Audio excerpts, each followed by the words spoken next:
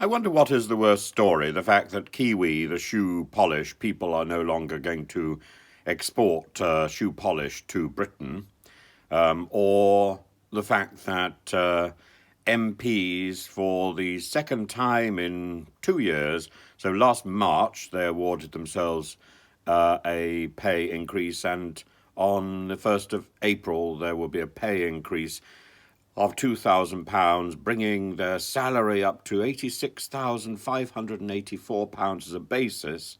And then there's ministerial salaries and extra perks for sitting on committees and so on.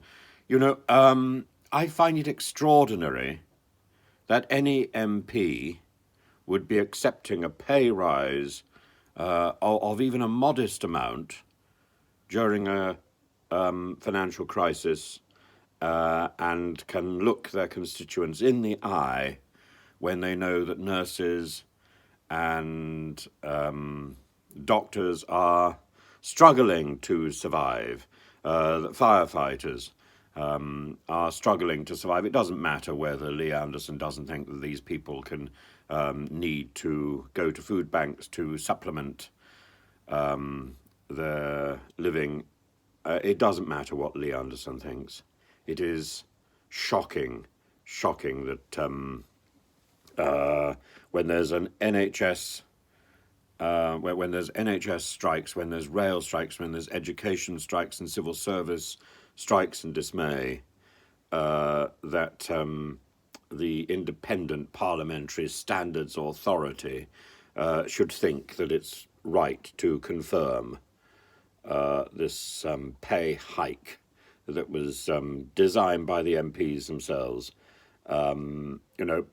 It doesn't matter whether there's a chairman called Richard Lloyd who said, in confirming MPs' pay for the next year, we have once again considered very carefully the extremely difficult economic circumstances, the government's evolving approach to public sector pay in the light of forecasted rates of inflation, and the principle that MPs' pay should be reflective of their responsibility in our democracy. Our aim is to ensure that pay is fair for MPs, regardless of their financial circumstances, to support the most diverse of payments. Well, I entirely agree. We want to have people in the House of Parliaments that reflect the diversity of our life in the UK.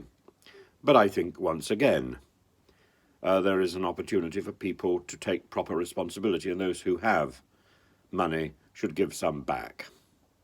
The principle serving as an MP should not be the preserve of those wealthy enough to fund it themselves, but if they are wealthy enough to fund it themselves, then they should, and that money that they are being given today should be given to a charity.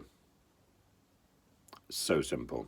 And without any fuss. The Matt Hancock approach to charitable giving for dyslexia should be consigned to the waste bin, where indeed I'm sure his future career is heading.